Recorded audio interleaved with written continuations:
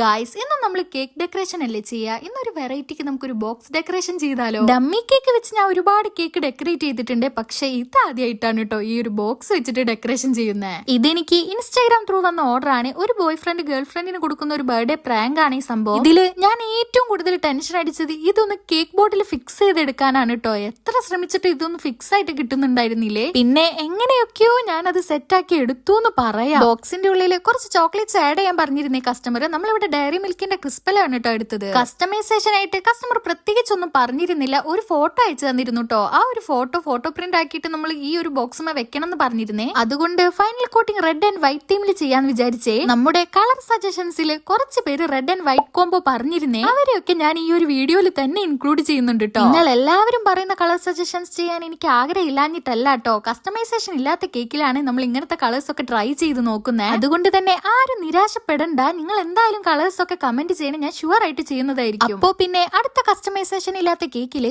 ഏത് കളർ കോംബോയാ വേണ്ടതെന്ന് നിങ്ങൾ താഴെ കമന്റ് ചെയ്യണേ. ഞാൻ എന്തായാലും ആ ഒരു കളർ കോംബോ ട്രൈ ചെയ്യാൻ ശ്രമിക്കാട്ടോ. അങ്ങനെ കസ്റ്റമർ പറഞ്ഞ പോലെ തന്നെ കേക്കിന്റെ ടോപ്പിൽ നമ്മൾ ഫോട്ടോ പ്രിന്റ് ഫിക്സ് ചെയ്ത് വെച്ചിട്ടുണ്ട്. പിന്നെ ഫോട്ടോ പ്രിന്റിന്റെ സൈഡിലായിട്ട് നമ്മൾ റെഡ് ഹാർട്ട്സും വരച്ചു കൊടുക്കുന്നുണ്ട്. അങ്ങനെ ഇതാണ് നമ്മുടെ പ്രാങ്ക് കേക്കിന്റെ ഫൈനൽ ലുക്ക്. ഇഷ്ടപ്പെട്ടവരെല്ലാവരും താഴെ കമന്റ് ചെയ്യണേ. അതുപോലെ സബ്സ്ക്രൈബ് ചെയ്യാത്ത കൂട്ടുകാർ സബ്സ്ക്രൈബ് ചെയ്ത് സപ്പോർട്ട് ചെയ്യണേ. Thanks for watching.